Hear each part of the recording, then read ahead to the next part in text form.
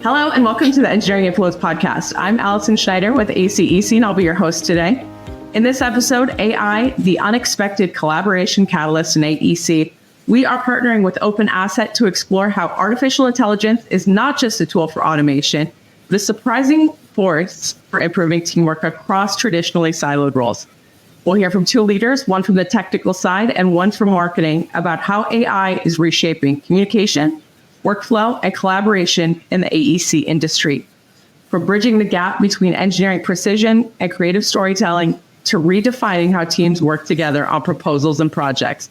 This episode is packed with real-world examples and honest takes on what AI can and can't do. Let's start with introductions. Rachelle, you lead innovation efforts at OpenAsset, focusing on helping AEC marketers work smarter with technology. Tell us a little bit about your background. Yeah, so I'm Rachelle. My background in AEC started 16 years ago for a very small architecture firm. I graduated to a large, big A, little E firm, and then I started consulting. And so I have worked all across the board with small, big, A, E, all of the specialty, like niche, everything you could possibly imagine in AEC. I have touched it at some point. And it's been a wild journey seeing all of the ways that we work similarly and the ways that we work different. And then watching technology evolve for the last 16 years has also been wild. I am old enough to have been using PageMaker before InDesign. And now we're in this age of AI, and I have jumped to the technology side to make sure that we are creating tools for our industry specifically that understand our industry specifically. So it's very exciting.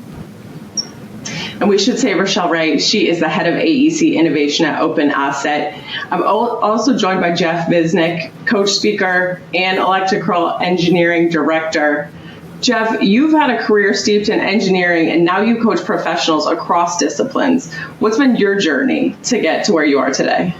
Yeah, so I am still on the design side of the industry. So I've been doing that for about 25 years. Started as an entry-level electrical engineer and worked my way up to principal in charge of an office for a company. And now I'm the Southwest Regional Electrical Discipline Lead for DLR Group. And in addition to that, I do work with people in our industry, specifically coaching them, working with people on fear.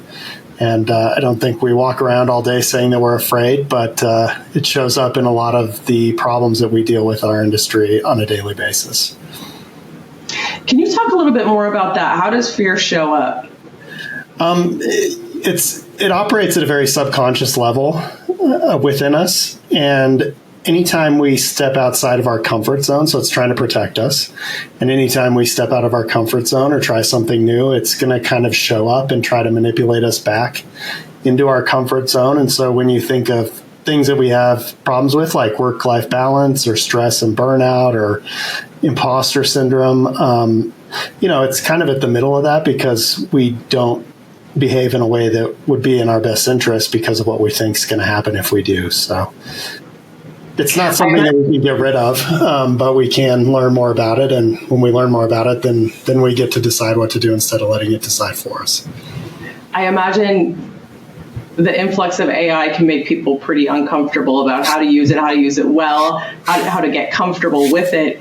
Can you talk a little bit about how collaboration between subject matter experts and marketers looked before AI? How were things operating? Yeah, I think it was very siloed.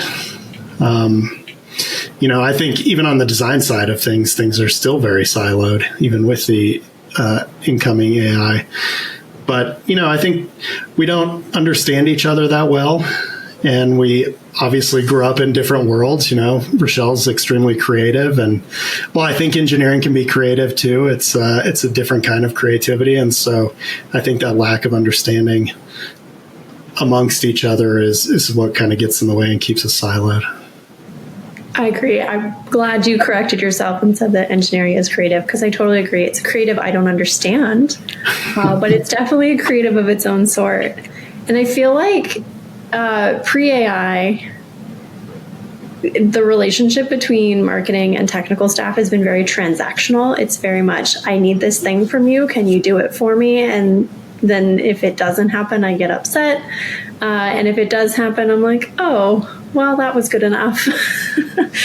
So yeah, there was kind of, like Jeff said, not a big understanding of what the ask was or the reason for the ask. So there are a lot of holes and kind of gaps in that collaboration between us. I would agree on that. There is a strategy behind marketing, even if to the more technical folks it may seem nebulous. There is data, there is strategy, but sometimes speaking the same language can be difficult. You come from very different professional languages. There's marketing speak versus engineering precision. I think there are some misconceptions about those being maybe at odds when in fact there's a lot of overlap, although we may use different words to say the same thing. How has AI helped bridge potential communication gaps? Talk about some of the ways you like to use it in your work. Jeff, you want to take that one first? Sure. I use it anytime I don't understand something. So, even if it's a code interpretation, I'll go and look up and see what it says, and then I go verify if what it said was correct or made sense, or if I need to revisit it or ask it a different question. So when it comes to marketing and things like that, it helps me cross the aisle and kind of understand more what Rachelle is looking for when she asks me questions. And I think, I don't want to speak for her, but I think it helps her interpret what we're saying too, because a lot of times what we say, may not. I think there's an art to engineers being able to explain things in a way that other people can understand, and not a lot of them are very good at it. So it definitely helps with that. It does. I use it in a similar way to prepare for interaction with a technical staff member, especially if I'm not an engineer, I'm not an architect, but I do have to be able to articulate what I'm asking for and not just say, I need you to write me a technical approach. But if I can use AI to better understand that technical approach and maybe brainstorm some questions that I can ask of the technical staff that I'm talking to kind of break it down a little bit better, or have them clarify something for me, that helps a little bit with making the ask less of a do this for me and more of a conversation on what do you think of this, and maybe I can take some of the load off if you'll just talk it through. But yes, to Jeff's point, sometimes I do get write-ups back and I have no idea what you're trying to communicate with me, and I'll drop a sentence in AI and be like, can you explain this? Does this actually make sense, or do I need to edit this? And then I don't have to constantly be asking them for clarification, so I can take some of that lift off. I find that there are a lot of acronyms that come up. Even if you've been around for a long time, there still seems to be a new one every month or two that I've got to research. But especially if you're working with federal or state market sectors where it is very acronym based. You talked about the collaboration a little bit, and it seems like that may be one place that AI can't displace that actual conversation from taking place. What are some of the things you dislike about AI? What are those areas that still require the human touch? Where is a human more effective? How are you seeing that work? Yeah, I think so much of our industry is relationship based, whether it's firm to firm or even individual to individual.